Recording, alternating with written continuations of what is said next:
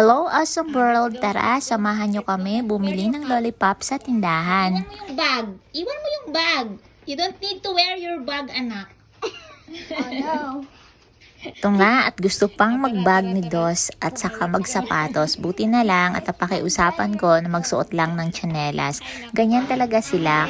Kung ano yung nakasanayan nilang bitbit kapag aalis ng bahay, kahit pupunta lang kayo ng tindahan o lalabas, ay gusto ding bitbitin yung mga bagay na yon. Hinayaan ko na nga lang at baka magtantrums pa. Sobrang init dito kaya eto nagpapayong kami. Ay lalakarin pa namin ang tindahan simula dito sa bahay. Eto nga si Kendrick gustong sumakay ng tricycle pero kako ay malapit lang naman yung pupuntahan namin na tindahan so lalakarin na lang namin. Magandang practice nga din ito para kay Dos para maging independent. Dati hindi ako kampante na lumalabas ng bahay si Dos kasi dati kahit na may dumadaan na mga sasakyan sa daan ay hindi talaga tumatabi si Dos. Minsan pa nga ay sinasalubong niya ang mga ito. Ganyan talaga ang mga batang may autism. Wala silang sense of danger kaya nakakatakot na hayaan lang sila na lumabas ng bahay. Dagdag pa na hindi sila makapagsalita kaya hindi nila masabi kung ano ang nangyari sa kanila sa labas. Sabihin man na overprotective akong nanay pero ang hirap po talaga kapag yung anak mo ay hindi makapagsalita. Hindi man lang niya masabi kung ano ang dahilan kung bakit nagkasugat siya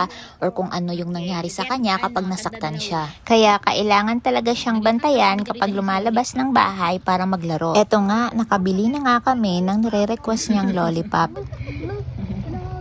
What is the shape of the lollipop? Say thank you. Circle. Circle. What happened to lollipop? Pauwi na nga kami at itong ang bunso ko ay nakikipagkumustahan pa sa mga kapitbahay namin. So, hanggang dito na lang po muna. Maraming salamat sa panunood. Can I run?